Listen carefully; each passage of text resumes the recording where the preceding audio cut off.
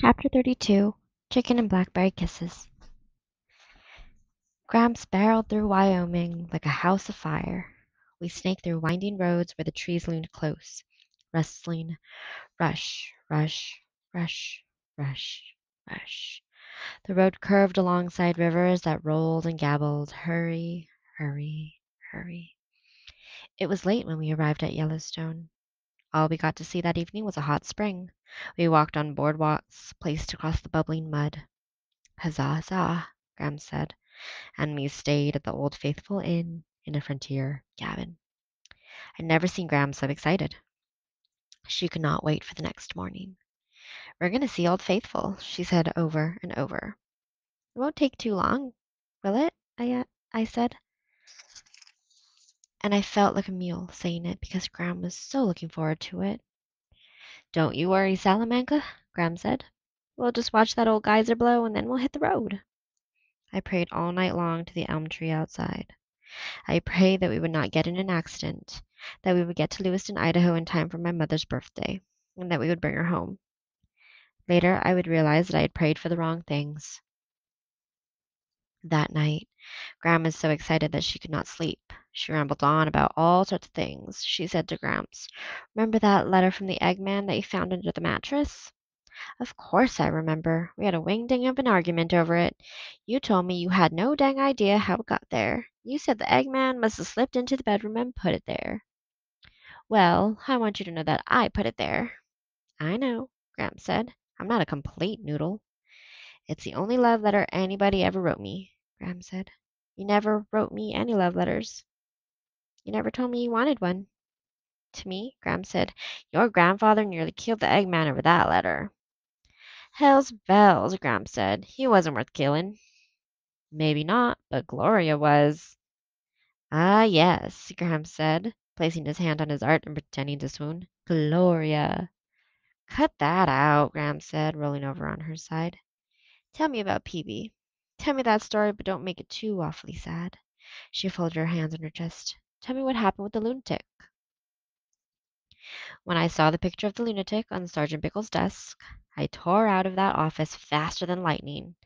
I ran past Sergeant Bickle standing in the parking lot. No sign of Phoebe. I ran all the way to her house.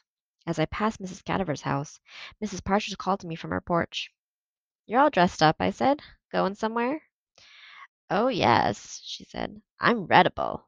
She tottered down the steps, swinging her cobra cane in front of her. "Are you walking?" I asked. She reached down and touched her legs.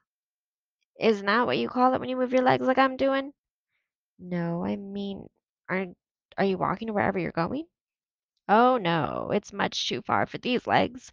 Jimmy's coming. He'll be here any minute." A car pulled up in front of the house. "There he is," she said. She called out to the driver. "I'm readable. I said I would be, and here I am." The driver leaped out of the car. "Sal?" he said. "I had no idea you two were neighbors." It was Mr. Berkway. "We're not," I said. "It's Phoebe who is a neighbor." "Is that right?" he said, opening the door for Mrs. Partridge. "Come on, Mom, let's get a move on." "Mom?" I said. Looked at Mrs. Partridge. "This is your son?" "Why, of course," Mrs. Partridge said. "This is my little Jimmy."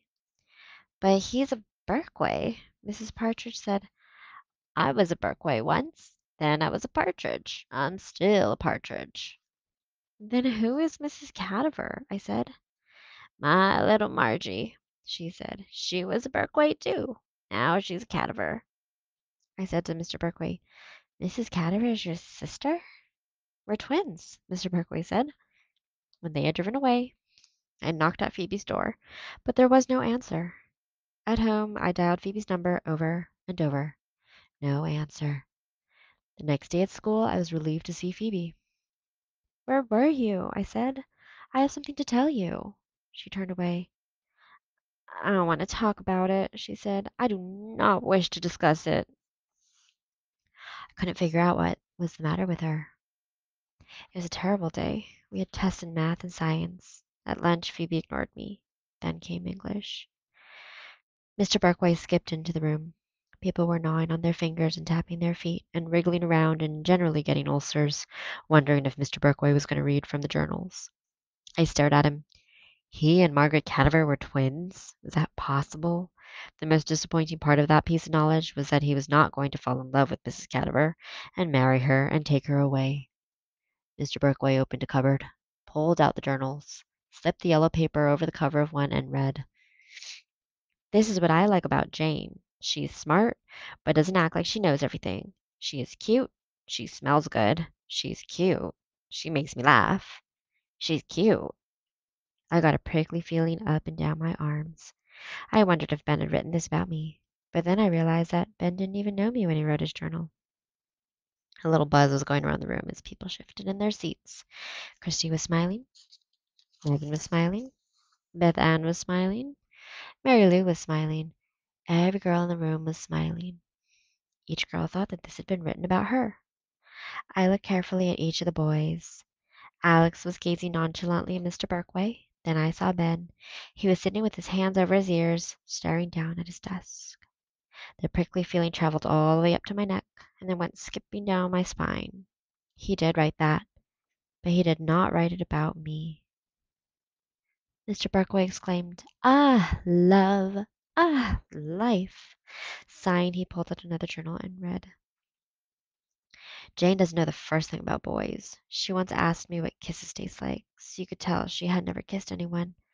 I told her that they taste like chicken, and she believed me. She is so dumb sometimes." Mary Lou Finney jumped out of her chair. "You cabbage head," she said to Beth Ann. "You beef brain." Beth Ann wound a strand of hair around her finger. Mary Lou said, "I did not believe you, and I do know what they taste like, and it isn't chicken." Ben drew a cartoon of two stick figures kissing. In the air over their heads was a cartoon bubble with the chicken saying, "Bok, bok, bok." Mr. Berkway turned a few pages in the same journal and read, "I hate doing this.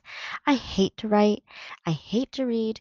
I hate journals. I especially hate English, where teachers only talk about idiot symbols. I hate that idiot poem about the snowy woods, and I hate it when people say the woods symbolize death or beauty or sex or any old thing you want. I hate that. Maybe the woods are just woods." Beth Ann stood up. "Mr. Berkway," she said, "I do hate symbols. I do hate books. I do hate English. I do hate symbols, and I most especially hate these idiot journals." There was a hush in the room. Mr. Berkway stared at Beth Ann for a minute, and in that minute I was reminded of Mrs. Cadaver. For that brief time his eyes looked just like hers. I was afraid he was going to strangle Beth Ann, but then he smiled, and his eyes became friendly, enormous cow eyes once again. I think he hypnotized her because Beth Ann sat down slowly. Mr. Berkway said, "Beth Ann, I know exactly how you feel. Exactly. I love this passage." "You do?" she said. "It's so honest." I had to admit, you couldn't get more honest than Beth Ann telling her English teacher that she hated symbols and English and idiot journals. Mr. Berkway said, "I used to feel exactly like this. I could not understand what all the fuss was about symbols." He rummaged around in his desk. "I want to show you something." He was pulling papers out and flinging them around. Finally, he held up a picture. "Ah, here it is. Dynamite." "What is this?" he asked Ben. Ben said, "It's a vase, obviously."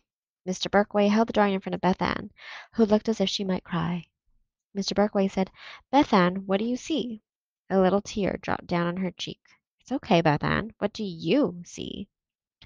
"I don't see any idiot vase," she said. "I see two people. They're looking at each other." "Right," Mr. Berkway said. "Bravo." "I'm right? Bravo?" Ben said, "Huh? Two people?" I was thinking the same thing myself. What two people? Mr. Berkway said to Ben, "And you're right too. Bravo." He asked everyone else, "How many see a vase?" About half the class raised their hands. "And how many see two faces?" The rest of the class raised their hands. Then Mr. Berkway pointed out how you could see both. If you looked only at the white part in the center, you could clearly see the vase. If you looked only at the dark parts of the side, you could see two profiles.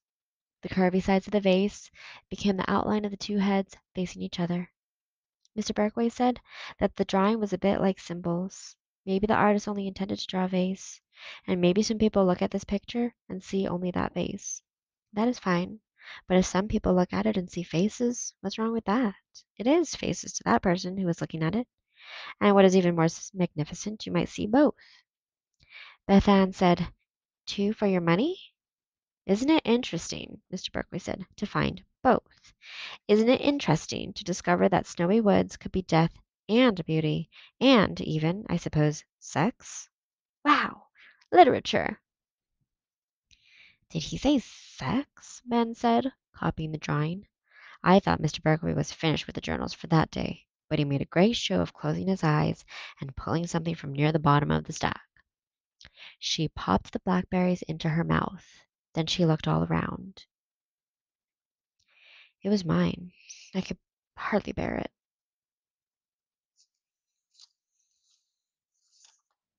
She took 2 steps up to the maple tree and threw her arms around it and kissed it.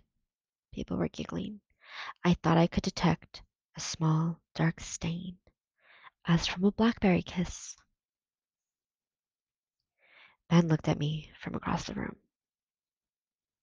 After Mr. Berkway read about my mother's blackberry kiss, he read about how I kissed the tree, and how I have kissed all different kinds of trees since then, and how each tree has a special taste all its own, and mixed in with that taste is the taste of blackberries. By now, because both Ben and Phoebe were staring at me, everyone else stared too. She kisses trees, Megan said. I might have died right then and there if Mr. Berkway had not immediately picked up another journal. He stabbed his finger into the middle of the page and read, I am very concerned about Mrs. Mr. Berkway stared down at the page. It looked as if he couldn't read the handwriting. He started again. I am very concerned about Mrs. Corpse. Her suspicious behavior suggests that she has murdered her own husband. Phoebe's eyes blinked rapidly. Go on, Ben said. Finish. You could tell that Mr. Berkway was regretting that he had ever started this business with the journals, but all around the room people were shouting, Yeah, finish. And so he reluctantly continued, I believe she has buried him in her backyard. When the bell rang, people went berserk. Wow, a murder! Who wrote that? And is it real? I was out of the room faster than anything, chasing after Phoebe. Megan called out after me, You kiss trees? I tore out of the building. No, Phoebe. Idiot journals, I thought. Gold darn idiot journals.